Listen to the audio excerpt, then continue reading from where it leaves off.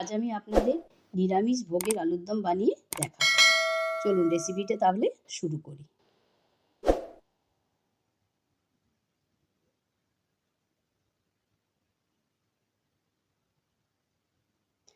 এখানে আমি গামলাতে কিছুটা জল নিয়ে নিয়েছি এবং আলুগুলো আমি জলের মধ্যে দিয়ে দিলাম। আলুগুলোর মধ্যে তো অনেক ময়লা থাকে, তাই ভালো করে কচলে কচলে আলুগুলো আমি ধুয়ে নিয়েছি। এবার আলুগুলো আমি খোসা ছাড়িয়ে নেব।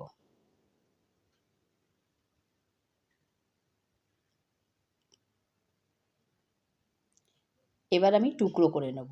আমি একটা আলুর 4টে টুকরো করে নিয়েছি। আলুগুলো আমার সব কাটা হয়ে গেছে। আলুগুলো আমার পরিষ্কার করে ধোয়াও হয়ে গেছে। এবার কড়া গরম হয়ে গেছে, কড়াতে আমি সর্ষের তেল দিয়ে দিলাম।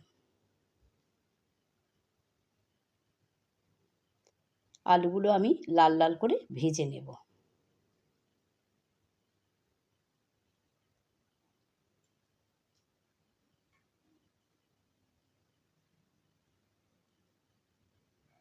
খুন্তির সাহায্যে আমি এদিক ওদিক করে সম্পূর্ণ আলুগুলো আমি ভালো করে ভেজে নেব।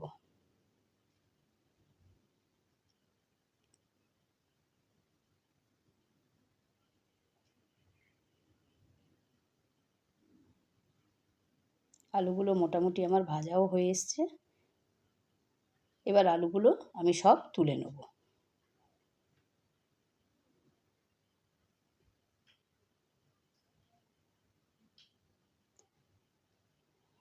আমি শুকনো লঙ্কা ফোড়নে দিয়ে দিলাম। গোটা জিরে আমি ফোড়নে দিয়ে দিলাম। লবঙ্গ, দারচিনি, ছোটো এলাচ ও জয়িত্রীর ফুল আমি ফোড়নে দিয়ে দিলাম।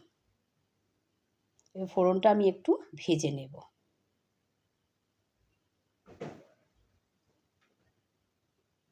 ফোড়নটা ভাজা আমার হয়ে গেছে, এতে আমি হিং দিয়ে দিলাম।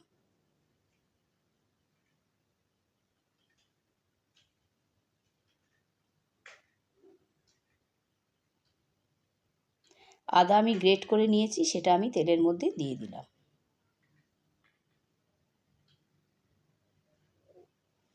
আদাটা আমি তেলের মধ্যে ভালো করে ভেজে নেব। যতক্ষণ না কাঁচা গন্ধটা চলে যায় ততক্ষণ আমি আদাটা ভেজে নেব।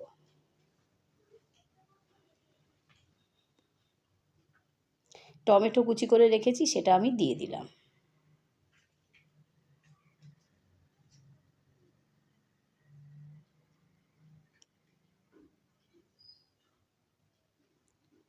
নুন দিয়ে দিলাম। টমেটোটা তাড়াতাড়ি গলে যাবে।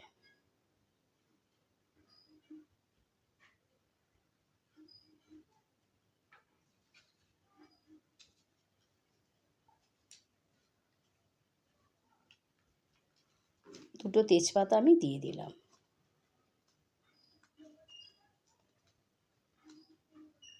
হলুদ দিয়ে দিলাম। লঙ্কার গুঁড়ো দিয়ে দিলাম।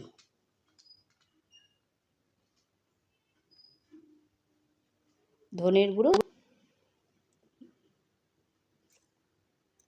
জিরের গুঁড়ো দিয়ে দিলাম। এবার মশলাটা আমি খুব ভালো করে কষিয়ে নেব।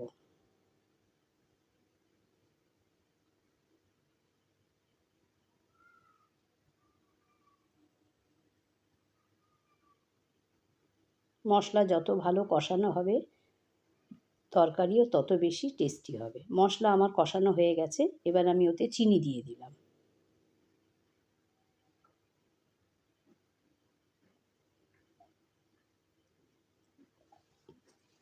আবারও একটু কষিয়ে নিলাম। এবার যে ভাজা আলুগুলো রেখেছিলাম সেগুলো আমি এর মধ্যে দিয়ে দিলাম। এবার মশলার সাথে আলুটা খুব ভালো করে কষিয়ে নেব।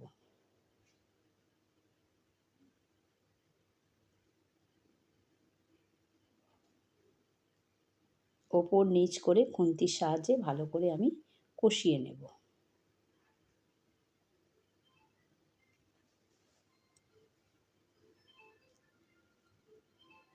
জল দিয়ে দেব। আলু আমার ভাজা আছে, তাই আমি বেশি জল দেব না, অল্প জল দেব।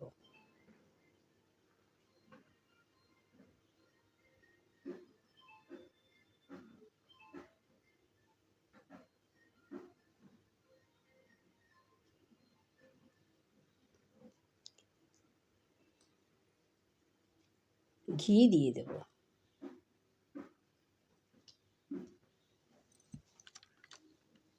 দশ মিনিট আমি এটা হতে দেব।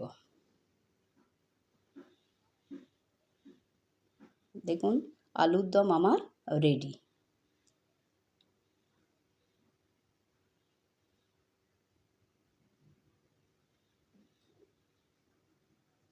আমার রেসিপিটা কেমন লাগলো প্লিজ আপনারা অবশ্যই কমেন্ট করে জানাবেন। এখনও যারা আমার চ্যানেলটিকে সাবস্ক্রাইব করেননি প্লিজ তারা আমার চ্যানেলটিকে সাবস্ক্রাইব করবেন। ধন্যবাদ।